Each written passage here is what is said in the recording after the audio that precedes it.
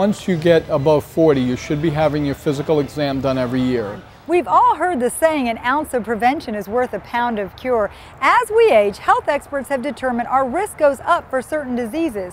So it's important to know what to look for and when. In your 40s, you really should start to think about, screening tests for colon cancer, especially if there's a family history. It's also time to assess your heart health. Cholesterol, very high on the list. You want to be sure that you're not missing cardiovascular disease. Diabetes is another disease that can be screened by your doctor using a simple blood test. When it comes to men's health, this is the decade to start checking for prostate cancer. It's still a little controversial when to do the PSAs, but I find it helpful. I think a lot of physicians and providers find it helpful to do a PSA. Women in their 40s should include breast cancer screenings. Between 40 and 50, they should have a baseline exam.